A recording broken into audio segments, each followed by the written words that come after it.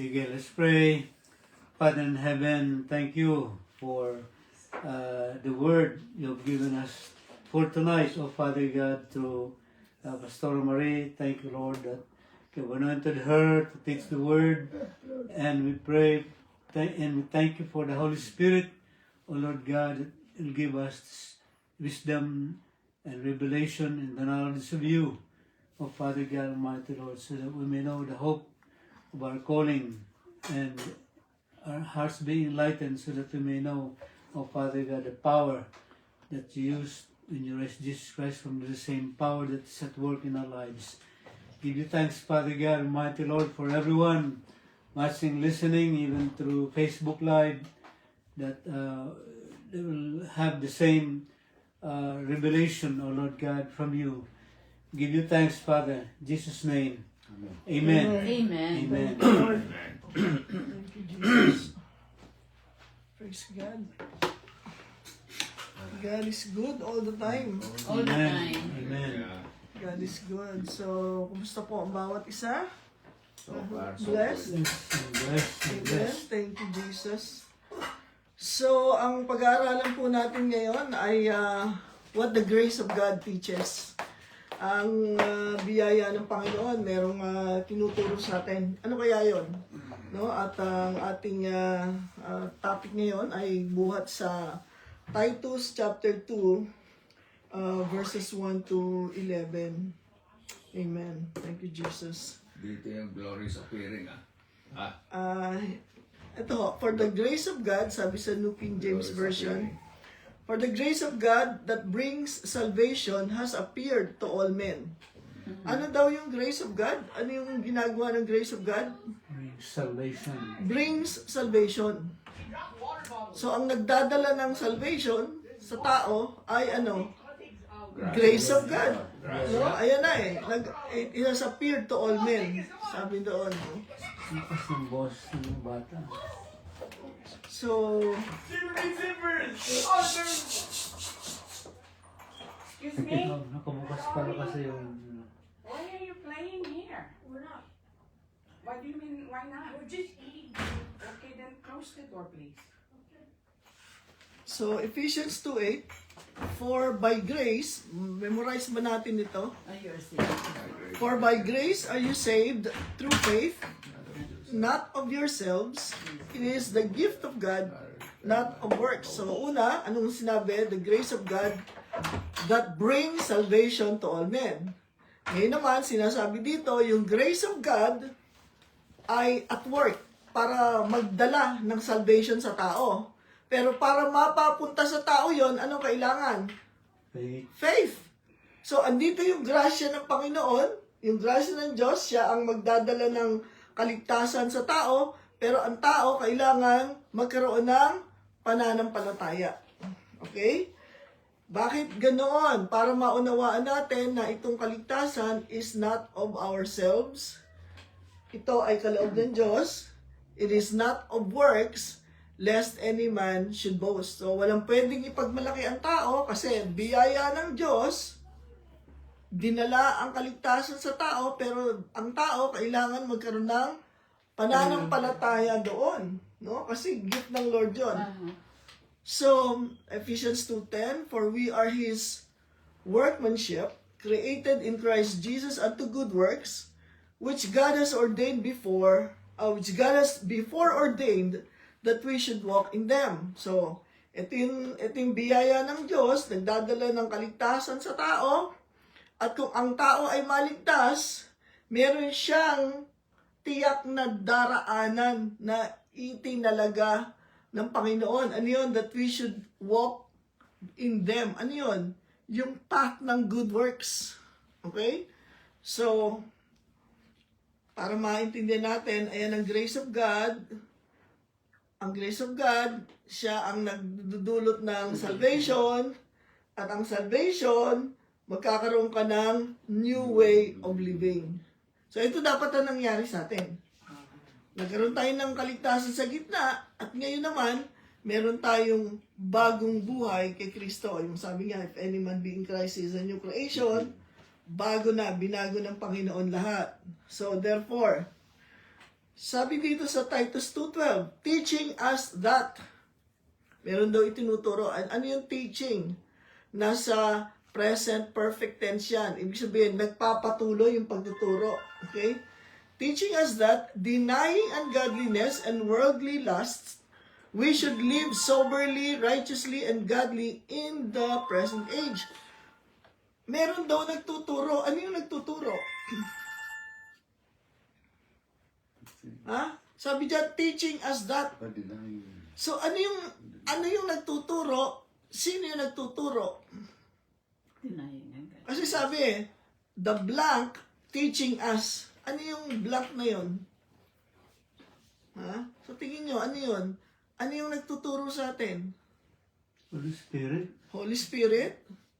Balikan natin yung verse 11. For the grace of God that brings salvation has appeared unto all men, teaching us. So, sino yung nagtuturo? Ano yung nagtuturo? Grace of God. So, ang grace of God, nagdadala ng kaligtasan, but at the same time, may itinuturo ang grace of God. Anong itinuturo ng grace of God? Denying ungodliness, worldly lust, we should live soberly, righteously, and godly in the present age. Ngayon, sinabi ni Pastor, Spirit, Holy Spirit. Hindi naman yun na contradictory. Kasi tinatawag din ng Holy Spirit na Spirit of Grace. Isa yan sa pangalan ng Holy Spirit, Spirit of Grace. So, kasi di ba maraming nagsasabi, yung grace of God, kasi ano yan nagbibigay ng lisensya para magkasala ang tao. Kasi sinabi nyo, grace, grace, grace. So, it's giving believers license to sin. No? Pero dito, nakapaliwanag din sa atin, the grace of God that brings salvation has appeared to all men, teaching us. Maliwanag ba yun? Ikaw ba naligtas na ngayon? Masasabi mo ba ligtas ka? Born again ka? Amen. Kung born again ka, paano ka na ba born again? Dahil sa grace of God. Ngayon, itong grace of God na nasa iyo na, dahil sa tinanggap mo si Kristo, salvation, eto pa rin grace of God na to, nagtuturo sa atin. Okay, so, ano ba ang message natin? The grace of God, what the grace of God teaches. May tinuturo ang grace of God. So, tingnan natin. Sabi, ang grace of God daw ay isang tagapagturo. Tama ba? Nabasa natin, di ba? Teaching us. So pwede, meron tatlong salita na may kinalaman sa teaching, no? Una, teacher. Pangalawa, instructor. Pangatlo, schoolmaster. Lahat yan, ang ano niyan ay pagtuturo, no? Kaya tulad sabi, the law was a schoolmaster. Bago tayo ng born again, schoolmaster natin. So, pagka teacher ka, anong ginagawa mo? Nag-i-impart ka ng knowledge to your students. So, imagine mo, ang grace of God pala, ang biyaya ng Diyos, nagtuturo sa akin ng knowledge. And the grace of God as instructor teaches specific practical skills. Pag sinabi mo ng instructor, ano ba pag sinabi kong teacher, very broad in general. Pero pag sinabi mo ng instructor ka, dance instructor. Hindi mo sinasabing dance teacher. Ang tawag doon? Dance instructor. Bakit? Meron na kasing specific practical skill. Karate instructor. May instruction. Kasi ang keyword dito is skill. Yung teacher, knowledge. Pero ang instructor, skills. So, ang grace of God, meron palang tinutulong skills sa atin. Okay? Huwag tayong mawawala doon. And then, schoolmaster, responsible for child's safety and manners. So, yung grace of God din, as a schoolmaster, tuturuan naman tayo tungkol sa new way of living. Nabasa natin kanina, grace of God, salvation, new way of living. Maliwanag po ba yun? Kasi, imbis na iniisip natin ang grace of God is giving us license to sin, ang grace of God pala sa atin, tayo pagturo. yung biyaya ng Diyos na nag-operate sa buhay natin, it is teaching us many things. Excuse. Ulit ko lang. I heard from someone that says Tingin na lang nito. grace is not licensed to sin. Oh, yeah, pinag-uusapan nga ho natin yan, that it is not licensed to sin. In fact, it is teaching us. So, di ba? Napakalawak. Maganda yung naintindihan natin ito. Kasi, up to now, a lot of people still don't understand what is the grace of God. Kaya nga, Heaven forbid. kung ano-ano na lang ang nasa isip natin dahil sa grace. Alalahan natin ang grace teacher. Tuturuan ba tayo ng grace ng salungat sa salita ng Diyos? Of course not. Of course not. So, ang grace of God din, And discipline. disciplines, no? Yan ang makikita natin. Now, what does it teach? What does it teach? No, the grace of God. Number 1, sabi niya, deny ungodliness and worldly lust. Sino daw ang magtuturo sa atin para matanggihan natin ang mga alok ng kamunduhan at ng mga worldly lusts? Ang ibig sabihin niyan, anything that contradicts God's will and nature, yun na ang ungodliness. Anything that contradicts God's will. So, anong kalooban ng Diyos? Ang kalooban ng Diyos, mabuhay tayo. No? Mabuhay tayo ng may malinis na kalooban.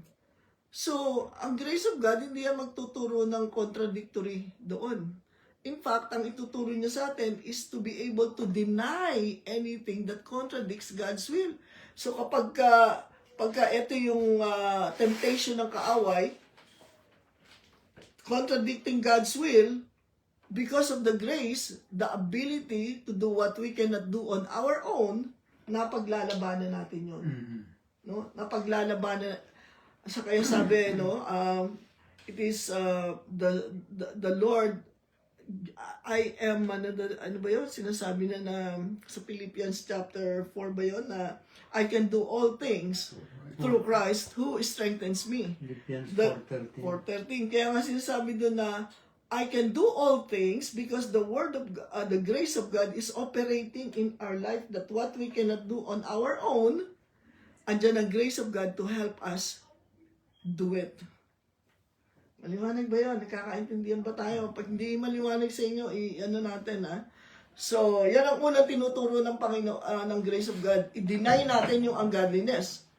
So, hindi pwedeng, ang grace of God is there to teach us to deny ungodliness, but at the same time, the grace of God is giving us license to sin. Deny na nga ungodliness, anything that contradicts God's will. Ang sin ba contradicts God's will? Of course. Ituturo ba ng grace of God na maggawin mo yan? Hindi nga i-deny mo nga Diba? Dati-dati, makakita ka lang ng alak, sige, inumin mo na yan. Dati-dati, makaganto ka lang, gagawin mo lang kaganyan. Pero ngayon, because of the grace of God that is in you, Inhibitor. nadi-deny mo yan. Pag natatanggihan mo, yung sabihin ng deny, tinatanggihan mo because tinuturuan ka ng grace of God na i-deny mo yan sa pagbibigay sa iyo ng kalakasan. Amen? Tapos, sabi sa Titus 2:12, pinag-aaralan natin yan, we are instructed to turn from godless living and sinful pleasures. We should live in this evil world with wisdom, righteousness, and devotion to God. Paano daw? Una, andyan ang grace of God to help us deny godless living and sinful pleasures. But at the same time, that's just one. Di ba, nakita niyo yung balance, no? Yung sa isang side, nandun yung deny ungodliness, godless living, and sinful pleasures. Pero sa isang banda, tuturuan ka rin through the grace of God, ng wisdom, righteousness, and devotion to God. So, balance, hindi ka lang deny the ungodliness, tapos wala ka rito sa kabila. Paano mo mababalanse yung buhay mo? Di ba? Praise the Lord. So, sabi dyan, live soberly, righteously, and godly in the present age. Ano ba yung present age? Nasaan ba yung present age? Yeah. Tayo, man. Hindi ngayon. So, kailan tayo mabubuhay ng soberly, righteously, and godly? Ngayon. Ngayon, hindi pag nasa langit tayo. Sabi, in the present age. Ngayon, mabuhay tayo soberly, righteously, and godly. Paano mo natin yan ipapaliwanag? Ano ba? Anong ibig sabihin yan? Paano tayo kasi sabi, mabuhay tayo soberly, righteously, and godly in the present age. Tatlong pamumuhay ang dapat natin gawin. Anong klaseng pamumuhay? Soberly, righteously, godly. Paano natin gagawin yan? Sinong tutulong sa atin dyan? Sinong tutulong? Yung grace of God. Diba? The grace of God is the one teaching us to live soberly, righteously, and godly. Meron tayong tatlong sabihin natin na we are living with. No? Meron tayong nabubuhay tayo sa may kasamang tatlong klaseng personality o personalidad. Sino yun? Nabubuhay tayo sa sarili natin. Kailangan involve yung self. No, hindi naman, yung iba, nabuhay na lang sila puro sa ibang tao, nakalimutan ng sarili. Pero sabi dyan, mabubuhay ka rin na nabibigyan mo rin ng pansin, yung sarili mo, yung halaga mo, na nabubuhay din tayo saan? Sa others, at of course, sa Panginoon. Yan ang tinatawag natin, ang vertical relationship natin sa Diyos. Ang horizontal, yung isa sa self, yung isa sa others. Okay? So, yung vertical, Diyos. Diyos yan. Pero yung horizontal is self and others. Maliwanag yun. So, paano ko mabubuhay concerning sa sarili ko? Paano rin ako mabubuhay concerning sa kapwa? At higit sa lahat, paano ba ako mabubuhay sa aking relasyon sa Diyos? So, may mga tao, yung buhay nila puro sa iba. Pag niyaya ng kaibigan, takbo. Pag nahinga ng ganito, bigay. Hindi mapindi. Hindi makakahindi sa ibang tao. Kahit na yung sarili niya, tipid siya ng tipid, di na kumakain ng masarap. Pero pagdating naman sa barkadahan, sige, labas lahat ang pera. O kaya naman, maganda tayo sa self and others, pero wala naman yung vertical relationship natin sa Panginoon. So, anong importante dyan? Yung ganito, hindi yan tatayo. Kasi kailangan kumabit siya doon sa vertical. So, anong importante dyan? Yung vertical. Doon mo kaya yung pako, nauna muna yung vertical bago mo ipako yung horizontal. Kasi hindi naman pwedeng hanging in the air na walang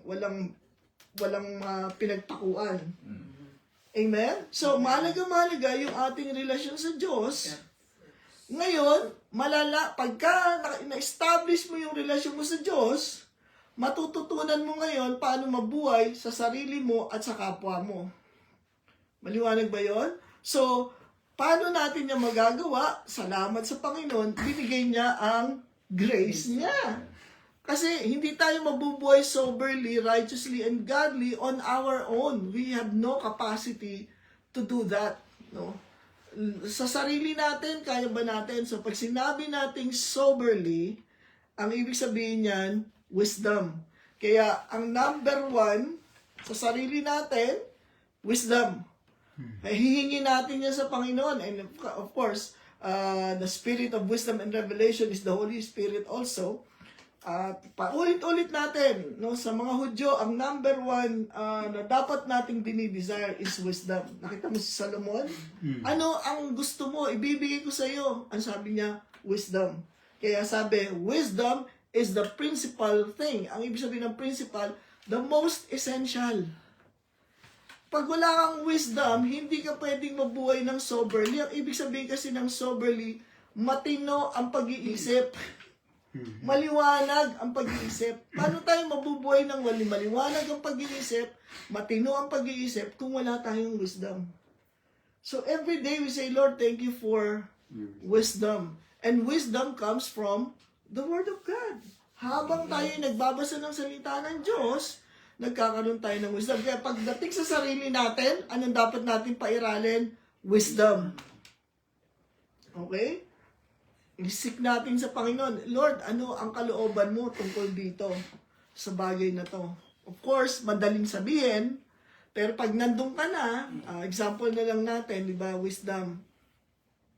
Usong-uso to. Ito yung pambayad ko sa, pambayad ko sa renta, pambayad ko sa mortgage. Pero pagka merong dumaing sa'yo, sasabihin mo, sige kasi sabi mo, babayaran mo kaagad ako ng 1 linggo. Babsosoli mo to sa 1 linggo. Ito yung pambayad ko ng bahay, ipahiram ko muna sa'yo. Pagdating na 1 linggo, yung nangutang, hindi mo na maano, tapos pag siningil mo, nagagalit pa. Of course, bato-bato sa langit, nangyayari talaga to, no? So anyway, ano ibig sabihin nung gumamit ka ba ng wisdom? Kasi ito ang katotohanan, yung pambayad mo sa renta, hindi na sa'yo yan. Sino may-ari ng pambayad mo sa renta? Di yung may-ari ng bahay, yung bangko, mortgage yan. Kaya pag nakita mo to, yung sweldo mo, sineparate mo na yung pambayad mo sa bahay, pambayad mo sa kuryente, pambayad mo sa kotse, yan, lahat ng yan, hindi mo pera yan. Pera nila yan.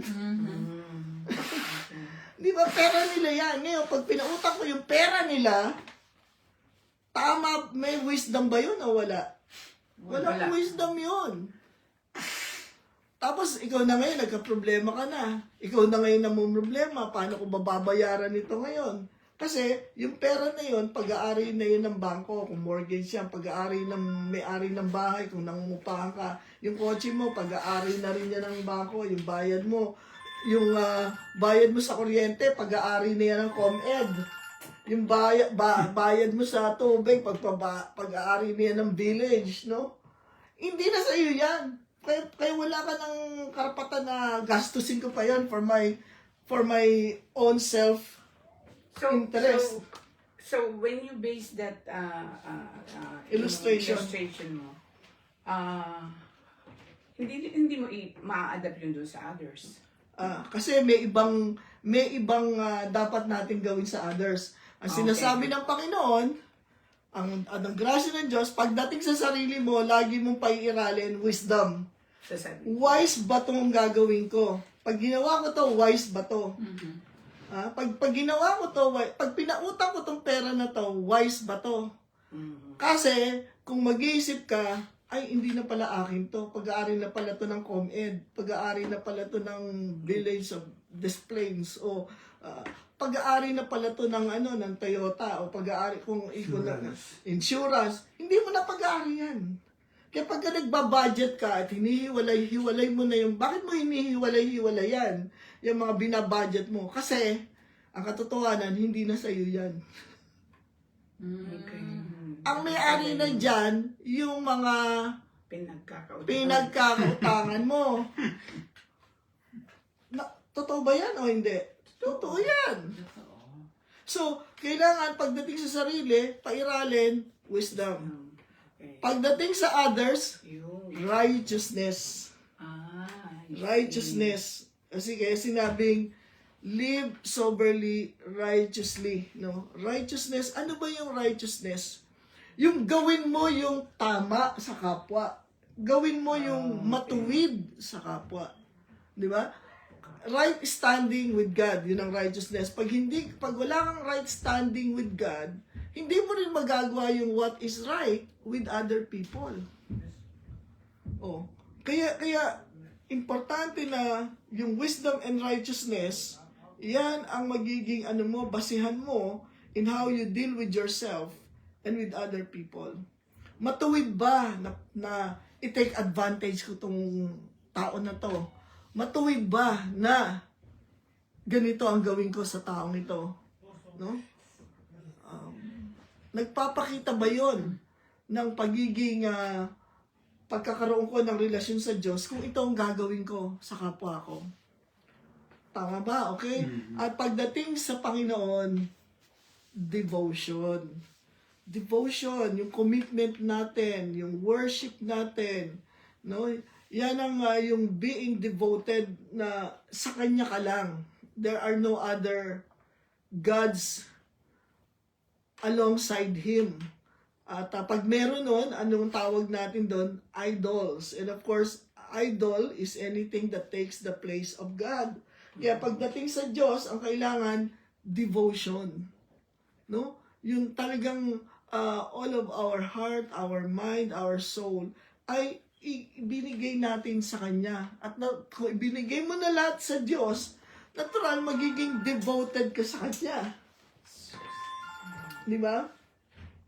Kaya nga tayo, example na natin, pagka nagkinuha mo yung iyong naging citizen ka ng Amerika, di ba, gagawa ka ng oath.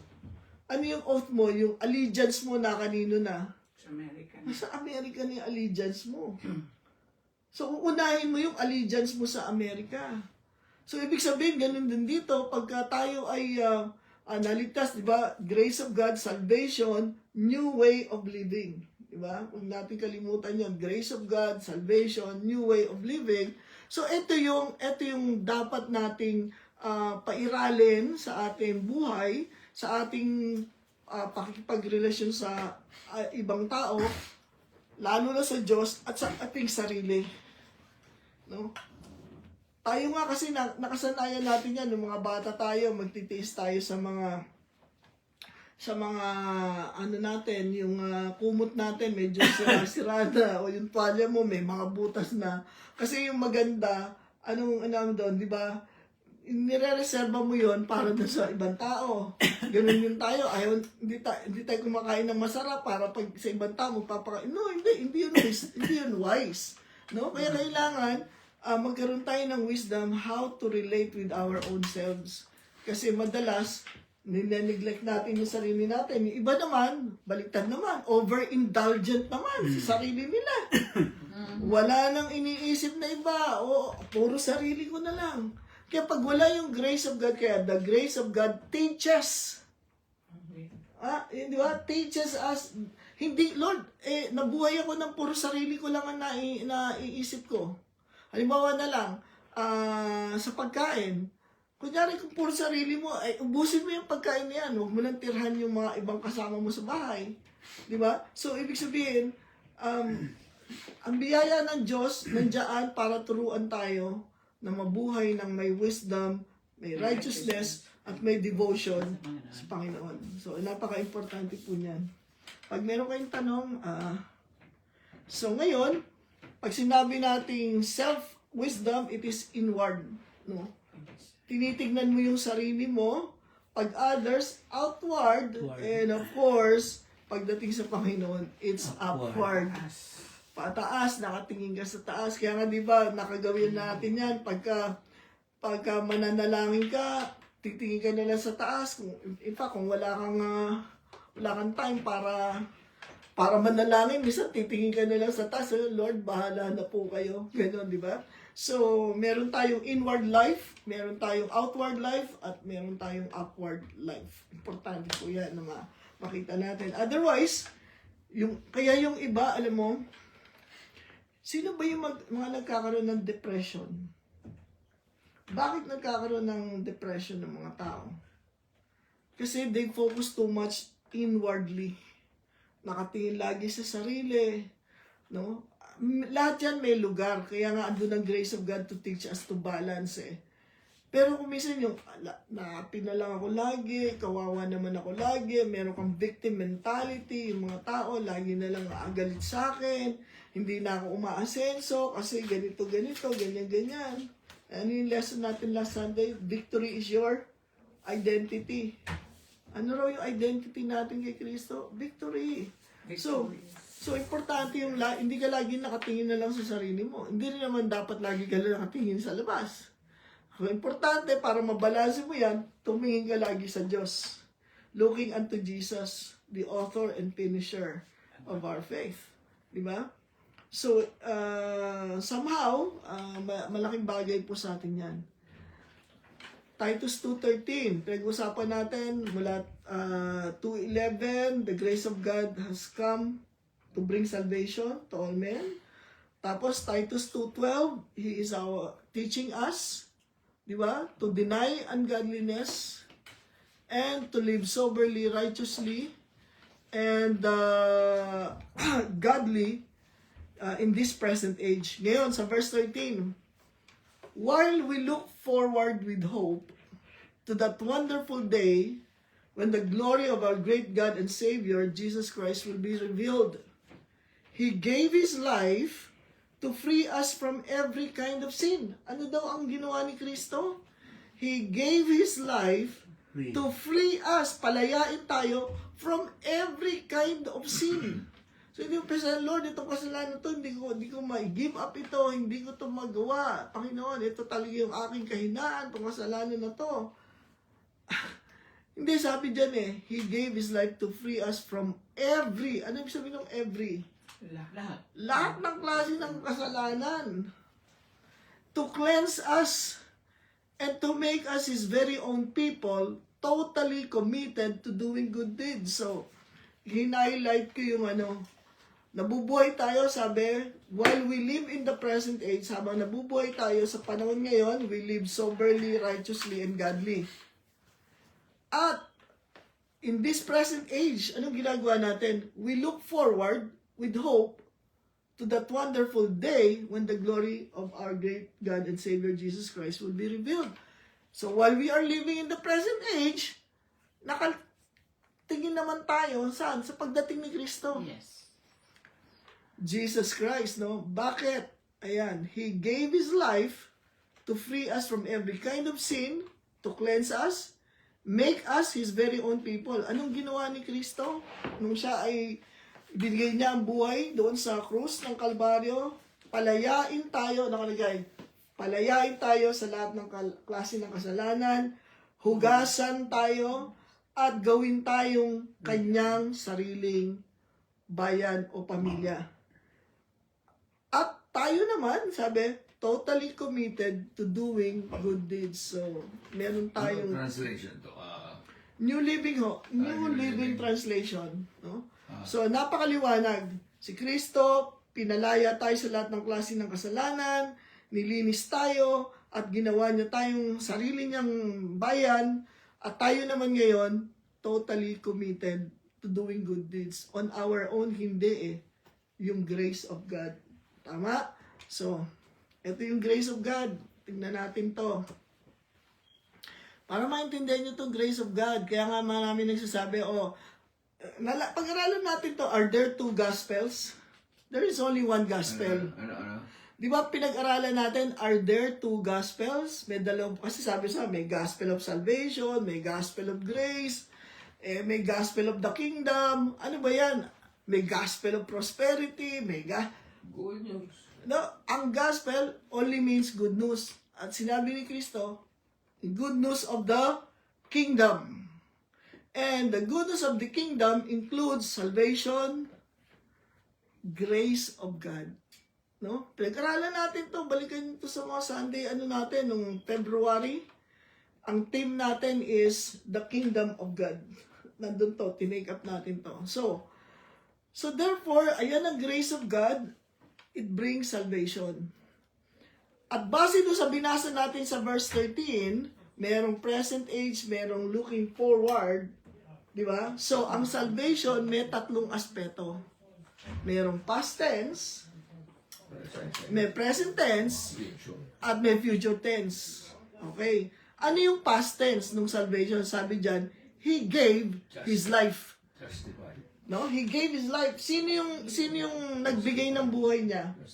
Si Yesu Cristo. So, tama kayo. Ang ibig sabihin niyan, justification. Nung namatay si Kristo, ay ibinigay niya ang kanyang buhay para, to free us from every kind of sin, Cleanse us. to cleanse us.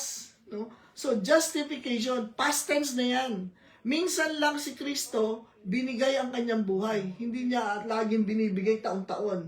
No? Kundi, minsan niya lang binigay ang kanyang buhay para tayo ay maging justified to free us from every sin. Hallelujah. Ngayon, ay yung present tense, sabi dyan, doing good deeds. Sanctified. Na tayo ay nag-salvation na, di ba? Committed to do. We are committed to doing good deeds. Ngayon, nandito tayo doing good deeds. Yan yung tinatawag tama, sanctification. And these are theological terms, okay?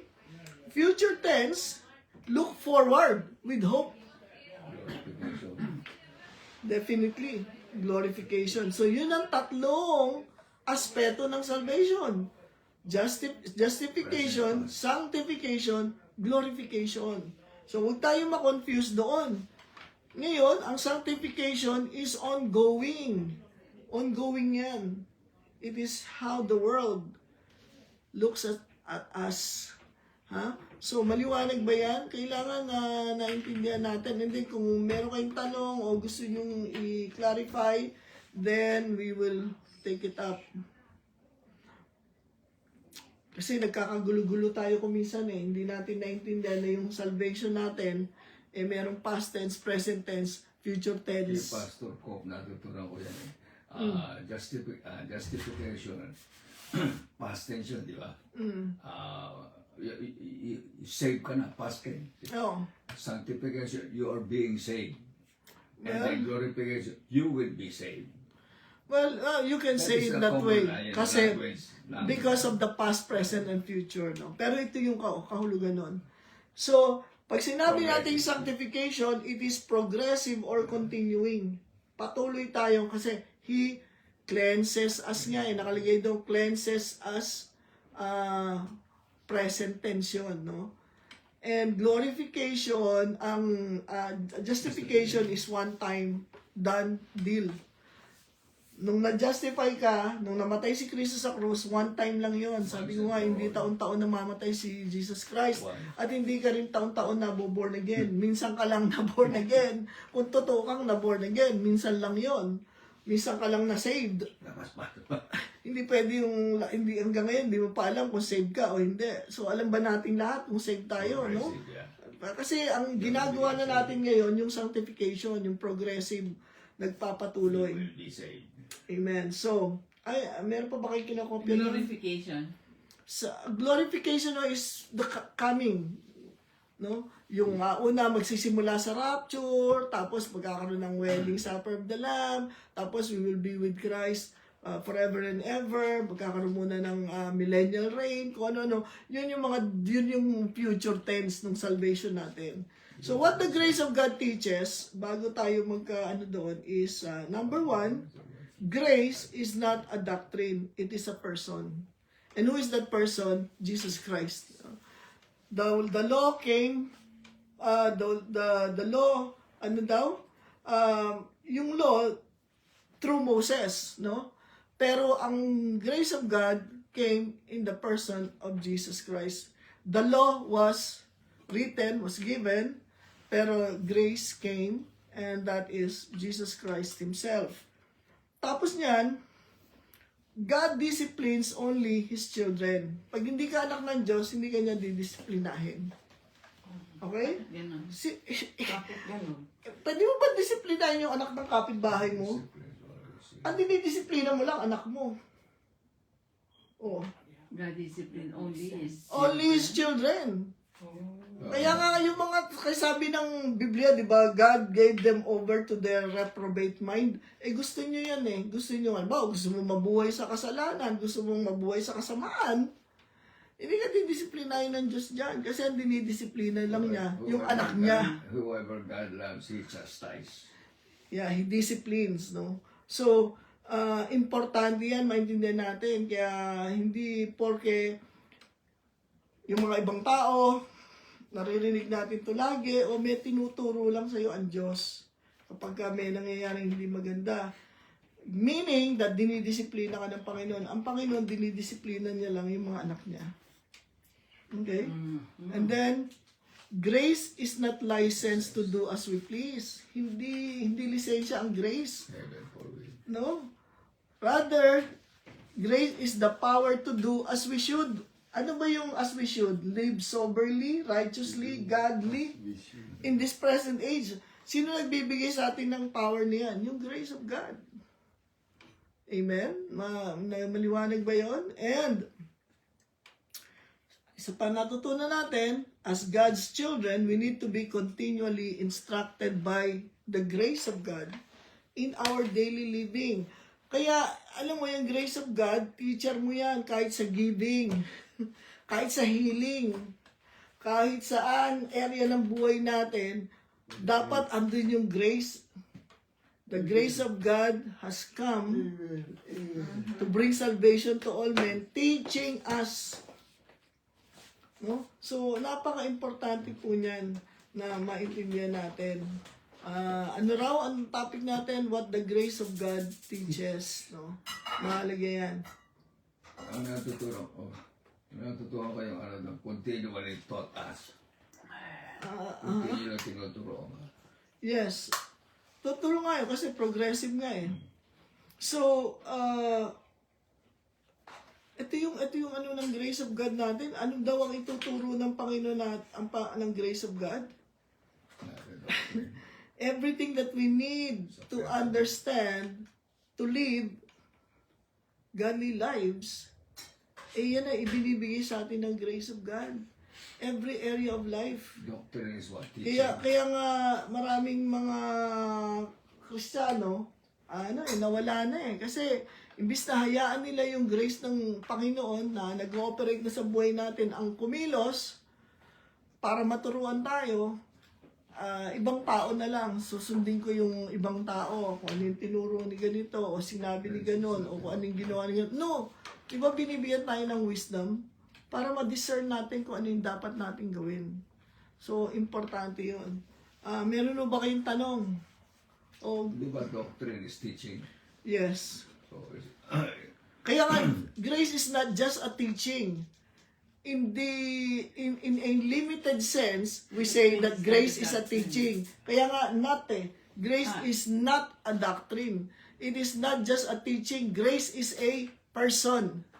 And that person is Jesus Christ. So, kaya hindi lang natin sabihin, grace, grace, grace. Hindi natin, sometimes we just don't understand the grace of God. No? Lahat ina-attribute natin, kasi by grace na, wala lang tayo sa law. That is true. No? But, dapat nating maintindihan yun. Ano pa po? God's grace is not a doctrine. It is a person. Yes. Christ. And so, the grace of God. At sinabi ko rin kanina, that one of the names of the Holy Spirit is also Spirit of Grace. Ang natutunan ko sa grace, God reaches at Christ's expense. Ano naman yan? God's riches at Christ's expense. Pinagbayaran ni Kristo lahat. Oo, pinagbayaran ni Kristo lahat para ma-enjoy natin ang kasaganaan, kayamanan ng Ama. That is also true. Kasi, ano bang area ng salvation ang hindi natin masyado naintindihan? Anong parte ng salvation ang hindi natin masyado naintindihan? Ang usually nakakalimutan yung resurrection. Okay, so... Nalilip out. Usually, Pastor, yung Christ died salvation for us. kasi That's it. yung naririnig ko ba na yung parang nag-ano ka, hindi ba nag-Istanbul, ano yung tawag doon? Nag-backslide? Na-backslide ka. Okay. Oh. So kung na-backslide tayo, ano mangyayari? Parang nalulose mo yung salvation mo. Dahil nag-backslide tayo, hindi natin malulose yung salvation. If you are truly saved talaga. If you are truly saved. Kasi sabi ko nga, ano daw yung pinag-aralan natin? If anyone be in Christ, pag na kay Kristo ka, wala na makakaagaw sa iyo eh. Pwede kang mamatay dahil sa katigasan ng ulo mo, no? Katulad ng mga namatay sa wilderness, hindi mo na-enjoy yung buhay mo dahil sa katigasan ng ulo mo, pwedeng dahil umaalis ka dun sa, kumbaga, sa protection ng Panginoon dahil gusto mo na lang mabuhay yung sarili mo.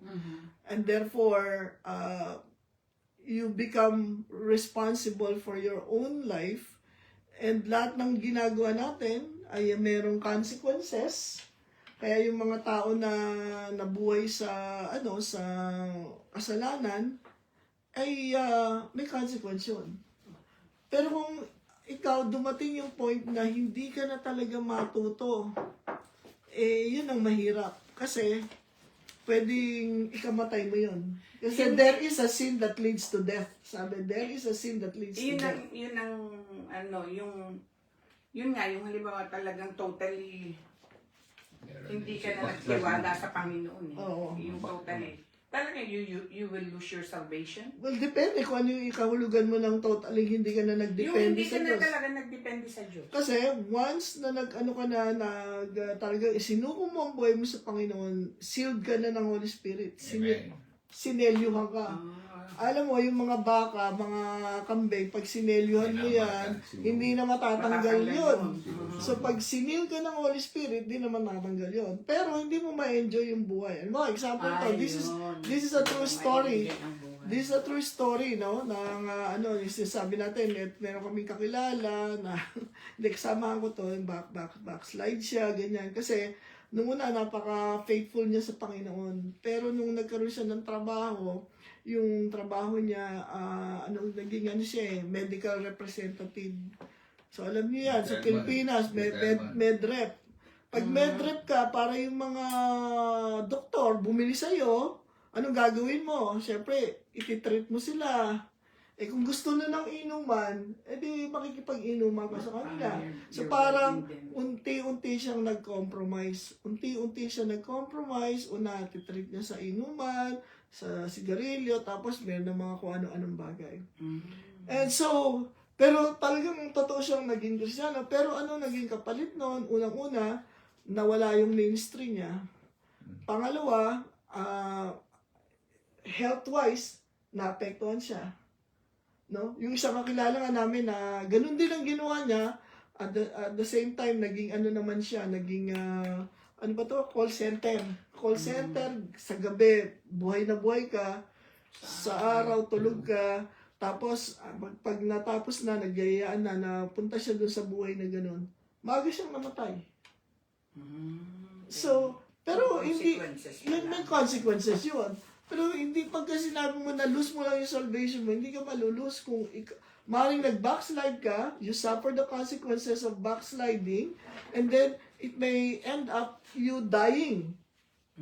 Basta yung consequences. May consequence yun. Pero ang consequence, yung eternal consequence yan na pwede ka pang mapunta sa impyerno, hindi na mangyayari yun. Hindi na mangyayari yun. Hindi na mangyayari yung gano'n. Hindi na mangyayari yun. Kasi, no one can pluck you out of my hand eh. Eh siguro dahil magaling ang tao, nakalusot nga siya sa kamay ni Kristo, eh sabi niya paano yung kamay ng Diyos? Kung nakalusot ka sa kamay ko, ay andyan pa yung kamay ng Ama. Walang makakaligtas dun sa kamay ng Ama. So, meaning to say, kaya kailangan maintindihan natin itong grace because it is the grace of God that keeps us, that teaches us to live soberly, righteously, and godly. In this present age, dito sa panahon na to. Amen? Sabi nga ni Paul, diba? It is not license to kill, but License to sin. License to sin. It's whatever that I forgot. Wala sa isip ko. Sorry. Ito na nga lang ang tandaan natin. Grace is not license to do as we please. It is power to do as we should. Power to do as we should. Yung mga dapat natin gawin, it's the grace of God that will enable us to do it. Heaven forbid. Heaven forbid pala sabi niya. So ano pa, ikaw Brother Mandy, maliwanag ba ang kaligtasan sa iyo at wala ka ng tanong dito? No?